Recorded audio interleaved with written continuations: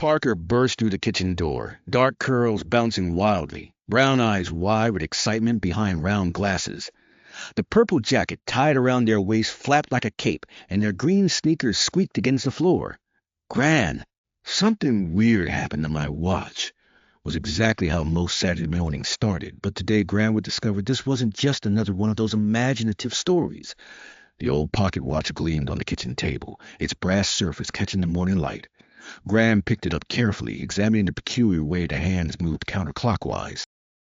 "Where did you find this, sweetheart?" "In the attic."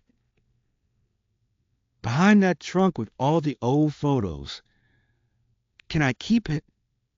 Please?" Gran's weathered hands turned the watch over.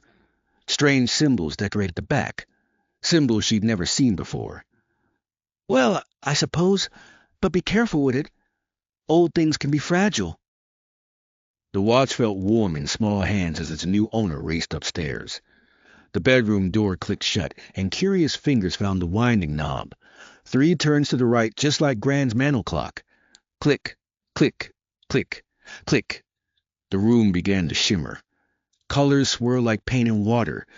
The bed, the bookshelf, the poster, the solar system, everything blurred together. A strange tingling sensation spread from the watch through trembling fingers, up arms, all the way to the tips of those dark curls. Then, with a soft pop like a soap bubble bursting, everything stopped. The bedroom looked different. Where the computer desk had been now sat an old wooden writing table. The ceiling fan had vanished, replaced by a simple light bulb hanging from a cord. Outside the window, the familiar maple tree looked smaller, younger. Footsteps thundered up the stairs. The door flew open, and in rushed a boy about the same age, wearing suspenders and knee-length shorts.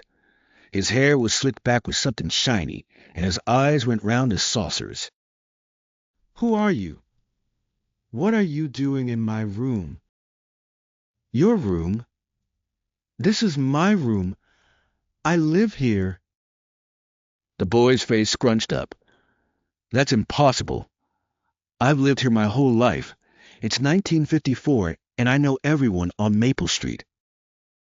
1954, but it's 2024. They stared at each other. The boy's gaze traveled from the purple jacket to the green sneakers, lingering on the digital watch on the other wrist. "What are you wearing? You look like you're from a comic book." "These are just regular clothes. You're the one dressed weird." The boy, who introduced himself as Tommy, stepped closer, fascination replacing fear. "Is that a tiny television on your wrist?" "It's a smartwatch. It tells time and counts my steps, and—" The explanation stopped short. How do you explain smartphones to someone from 1954? Tommy's mother called from downstairs, her voice carrying that particular tone mothers use when they mean business. "Tommy, time for your chores." "I can't let Mother see you. She'll faint dead away. Quick, hide in the closet." The closet smelled like mothballs and old shoes. Through the crack in the door, Tommy's mother could be heard lecturing about keeping windows closed and beds made. When she finally left, Tommy yanked the door open. "We need to figure this out. Are you from the future?" A nod was the only answer needed. Tommy's eyes lit up like Christmas morning. "What's it like? Do we have flying cars? Robot servants?" "No flying cars, but we do have robots that vacuum floors." They spent the next hour sharing stories. Tommy showed off his collection of marbles and baseball cards. In return, he learned about video games, though explaining Mario jumping on mushrooms proved particularly challenging.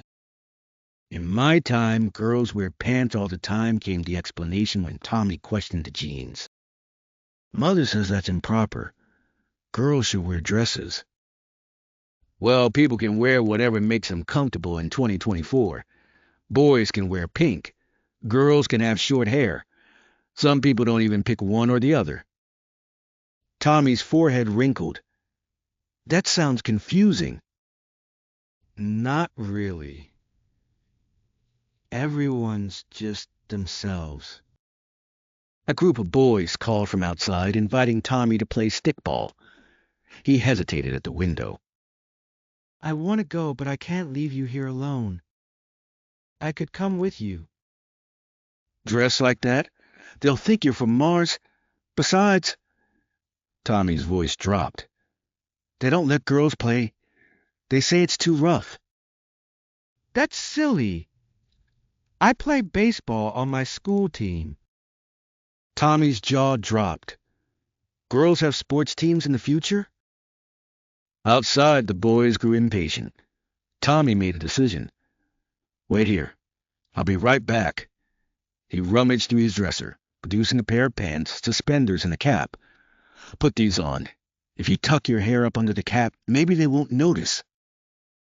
The disguise felt strange but exciting. They crept downstairs and out the back door. The neighborhood looked like a movie set. White picket fences, children playing hopscotch, mothers hanging laundry on lines. That's Billy, Mike, and George, Tommy said quietly, pointing to the boys with the baseball bat.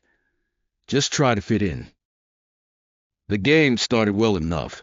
Parker caught 2 fly balls and even managed a solid hit, but when the cap flew off during a particularly spectacular diving catch, revealing those dark curls, everything stopped. Tommy brought a girl, Billy shouted, his voice dripping with disgust. Girls can't play baseball, Mike added, grabbing the ball. George crossed his arms. My dad says girls should play with dolls, not sports. The unfairness burned hot in Parker's chest. I caught more balls than any of you. Doesn't matter. No girls allowed? Billy pointed toward the sidewalk. Go play hopscotch with the other girls. Tommy stepped forward. Wait a minute. Parker's my friend. Then you can leave too, George said. We don't play with girl lovers. The walk back to the house felt long and quiet. Tommy kicked a stone along the sidewalk, his hands shoved deep in his pockets. I'm sorry they were mean. Why didn't you stand up for me more? Tommy's shoulders slumped. I wanted to, but if I make them too mad, they won't let me play either. It's just how things are. Well, how things are is wrong. They sat on the front steps, watching the boys continue their game. Tommy picked at a splinter in the wood. In your time, do boys and girls really play together? All the time. My best friend Maya is the best pitcher on our team. And Ben from my class takes ballet. Ballet? Tommy's eyes widened. But that's for girls. Says who? Ben loves it. He can jump really high and spin without getting dizzy. Tommy was quiet for a moment. I tried on my sister's ballet shoes once, just to see. They were actually kind of fun. See? People should do what makes them happy. A woman walked by pushing a baby carriage, giving them a disapproving look at the sight of Parker in boys' clothes. Tommy waved politely, but his smile was forced. Doesn't it bother you? He asked when she passed. Everyone staring? Sometimes, but being myself is more important than making everyone else comfortable. They spent the afternoon in Tommy's backyard, away from judging eyes. Tommy showed off his secret comic book collection, hidden because his father said boys should read real books. In return, he heard stories about graphic novels and manga, about boys and girls going on adventures together as equals. I wish I could see it, Tommy said wistfully. Your time sounds amazing. It's better in some ways, but we still have problems. Some people still think boys and girls should act certain ways. But at least you can play baseball. True. And you can wear whatever you want. Well, mostly. As the sun began to set, painting the sky in oranges and purples, the brass watch grew warm against Parker's chest. The tingling sensation returned. I think I have to go back now. Tommy's face fell. Already? But there's so much more I want to know. They stood facing each other in Tommy's room, neither quite sure how to say goodbye. Tommy suddenly thrust out his hand. Thank you for today. You made me think about things differently. Maybe you could talk to the other boys. Tell them girls can play too. Tommy chewed his lip. They'll laugh at me. Maybe at first. But someone has to be first, right? Someone has to say this isn't fair before things can change. I'm scared they won't be my friends anymore. Real friends accept you for who you are. If they stop being your friend because you think girls should play baseball, were they really your friends? The watch grew warmer. The room began to shimmer again. Wait! Tommy ran to his dresser, pulling out his favorite baseball card, a rookie Willie Mays. Take this, to remember me. The card slipped into Parker's pocket just as the swirling colors took over. The tingling spread, the room spun, and with another soft pop, everything went still. The familiar bedroom returned, computer desk, ceiling fan, and all. But something was different. On the wall hung a framed photo that hadn't been there before. It showed a Little League team from 1955, boys and girls together in matching uniforms. In the front row sat a grinning boy with slick back hair, and next to him, a girl with pigtails holding a trophy. Gran's voice called from downstairs. "Parker! Dinner!" The old photograph drew Parker closer.